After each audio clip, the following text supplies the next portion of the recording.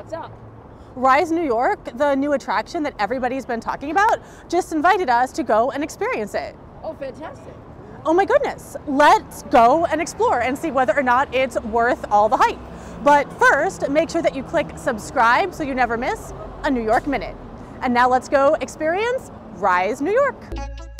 Yeah, muffin talk. Ooh, muffin talk. Muffin talks, bringing healing to those who need them most. We are starting our Rise New York experience. My understanding is that there are 3 different segments.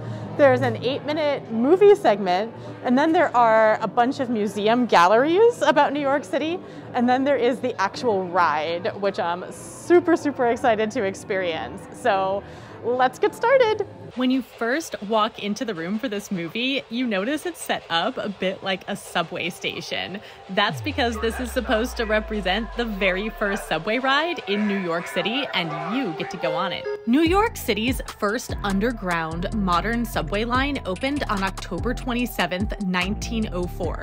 It was called the Interborough Rapid Transit Company, or IRT for short.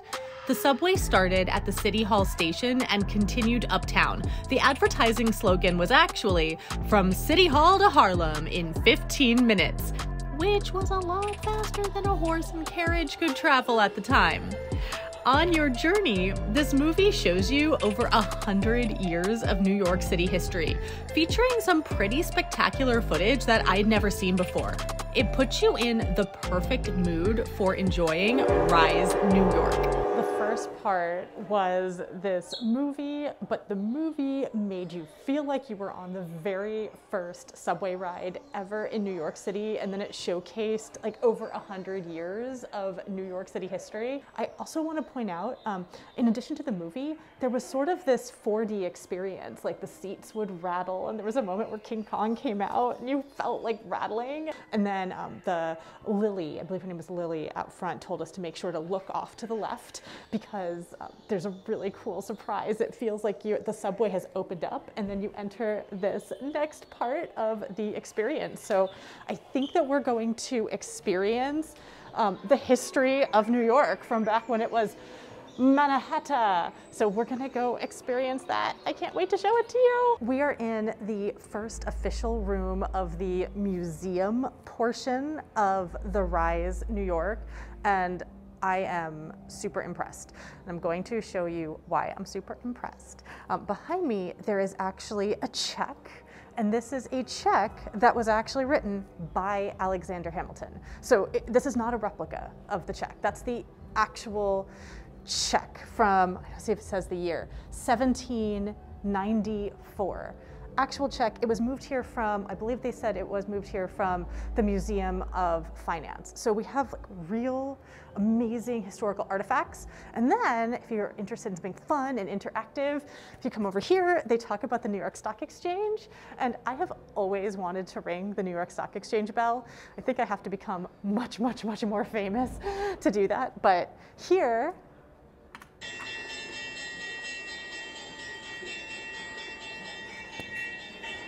I get to feel like a celebrity ringing the bell. Oh my goodness. I have entered the second room. I have become convinced I'm going to be in this museum all day because I am nerding out about everything. As soon as we walk into the room, there's this display, and at first I thought it was a guillotine, but it's not a guillotine.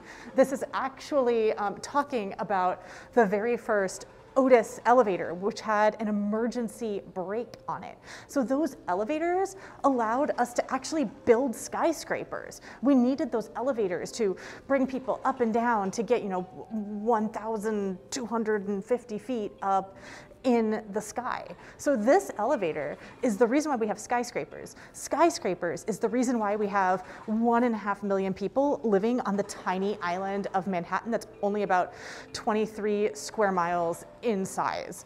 So that's why we have New York City, because of the Otis elevator and his emergency elevator brake.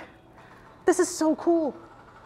I love everything that they've picked out. This is so smart. And I'm only in the second room and amazed. The third room explores radio. Now, Nikola Tesla was a New York City-based inventor, and he invented the Tesla coil, which was very instrumental in making radio possible. So we get to explore different types of radios that have existed throughout time, which I think is really interesting. And then different people who we've heard on the radio in different news incidences that were on the radio. And I'm gonna pretend that I'm a famous radio singer. Oh my goodness, we're entering the television room. I just peeked in. Okay, first of all, here I am in, I hear Gossip Girl. I'm obsessed with Gossip Girl. Okay, so I'm in here, I'm in a black and white television set. Oh my goodness, I'm cooking on a black and white television set. And then because it goes chronologically, oh my goodness, I feel like, woo! Okay, I'm gonna put my backpack down because then I can, there's color. This is so cool. It's also, perfect if you're just like taking photos because I see so many Instagrammable moments, but it's also really great if you're a history nerd. This has something for everyone. This is the section that talks about the role that New York City played in late night talk shows, starting with Steve Allen, continuing through with people such as David Letterman and Stephen Colbert. So you can pretend that you're one of the talk show hosts, or one of my personal dreams is to sit on this sofa as a movie star and talk to the late night talk show host. And if I do that, I will need to have a beautiful dress. And thank goodness that the next room talks about fashion. I feel like I'm gonna love this room. The fashion section's really fascinating. There's a lot of beautiful gowns ranging from the Gilded Age all the way up to modern day. They have Tim Gunn talking on a movie. They have a Beyonce dress that I'm obsessed with. And I also love that they talk about the history of fashion in New York City and the garment district and the important role that immigrants played in that. But I'm gonna go to the next room now because I'm super excited to see what comes next. I don't wanna give away too much about every room. I just promise you, you're gonna love every room. And if you love the Beatles, they have an actual drumhead from the Beatles tour of the USA. So real artifacts for all different types of music. They also talk about the history of the Brill Building and Tin Pan Alley, the music up in Harlem. Here we have the Cab Calloway Zoot suit, which is very hard to say. But I'm gonna stop showing you the music room because you have to actually come and see it for yourself. Who doesn't love a good stage door entrance? Follow me. This is probably my favorite room. It's a Broadway room.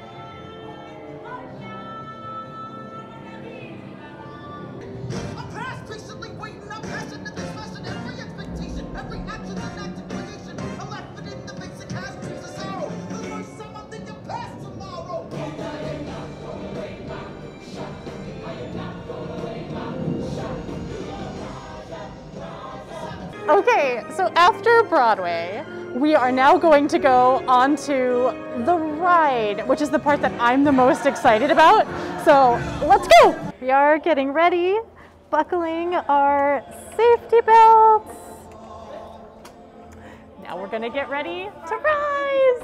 The Rise New York ride is spectacular. It reminds me a bit of Soarin' at Epcot Center, which I loved so much I actually asked to ride it twice.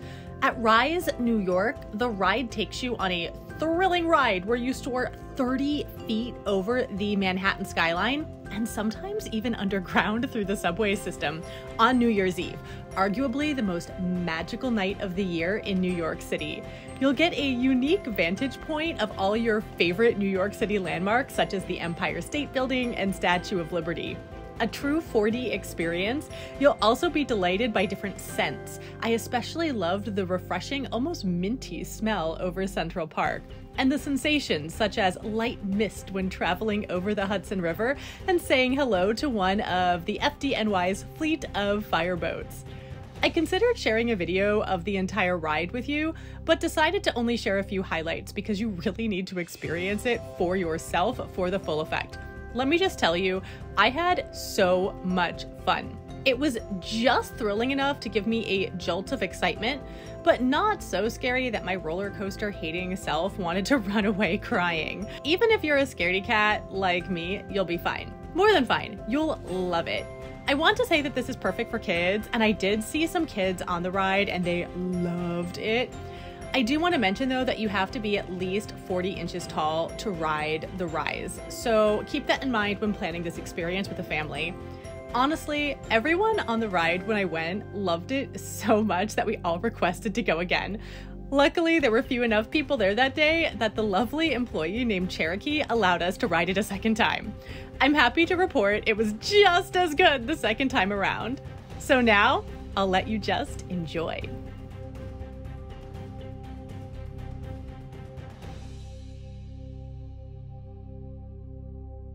We just finished the Rise. It was so amazing. I can't wait to tell you more about it. Oh my goodness, it's one of the coolest things I've done in New York City, but we're gonna go get ready to exit and then I'll tell you all about it. So there's always a gift shop. In this gift shop, they have Rise New York t-shirts and water bottles, but I was super impressed by this. This is New York, an Illustrated History by Rick Burns and James Sanders. It is a very hefty tome, and when you open it, there are so many amazing historical photos in here, like photos that I, as a tour guide walking around, don't get to see that often. So I'm very excited about this. Who knows, I might walk home with a brand new hefty New York City tome. We just finished our Rise New York experience, and I will tell you, it exceeded my expectations. That is my honest opinion. What I had heard about it was that it was a ride. I expected it to be maybe a 5-minute experience, and what it turned out to be was this very interactive museum that I honestly think would be great for all ages. It's really great for families because there's really fun things for kids, and there's also really fun things for adults, especially if the adults are really into New York City history. I am a licensed New York City tour guide. I find that it's kind of hard to impress me when it comes to New York City history, and this went above and beyond. So there were the different museum rooms that we got to explore. There was the movie where we got to experience the very first subway ride ever in New York City. And then of course there was the actual Rise, which was a ride that, even though I know you can maybe go online and find full videos of the experience, the way that the seats move, they have scents that come. There was a moment where I was flying over the Hudson River and there was a little light mist. So that whole 4D experience really contributed something beautiful. They suggest that you stay there for an hour to an hour and a half. Because I was totally nerding out, I stayed there for a lot longer, but I think that this is one of the best things that you can do in New York City right now. Whether or not you're a tourist or a local, another great thing is it's great for all weather. It's all inside, so it's really cold, it's a February day, and it was a great way to warm up and still experience the city. And it made the city so magical. It was the New York City that I dream of experiencing every single day. So I strongly encourage you to buy tickets to Rise New York. Thank you so much for coming on this journey with me. If you've experienced Rise New York, let me know what you thought in the comments below. And remember to click subscribe so you never miss a New York Minute. I'm already nerding out, and I haven't even entered the first official room yet, but I'm nerding out because of this beaver. Now, I feel like this is very important because when I heard about like Rise New York, I thought it was just going to be like an uber touristy attraction, and as a like licensed New York City tour guide, I was gonna like not be impressed by the history, but I'm already impressed by the history. I talk so much about the beaver on my tours because you'll see it on a lot of like symbols of New York City, including the official seal. And that's because before New York was New York, it was a Dutch trading colony called New Amsterdam. New Amsterdam was super successful because they could make lots of money selling beaver pelts to make very fashionable hats of the day. Because that colony was so successful, the British decided that they wanted the colony for themselves. In 1664, they came to New York Harbor. There was a whole treaty signed where New Amsterdam became New York, and it continued to thrive financially because of commerce and fashion with the beaver pelts. So I love that already in this first half of the room, they are addressing the beaver's importance.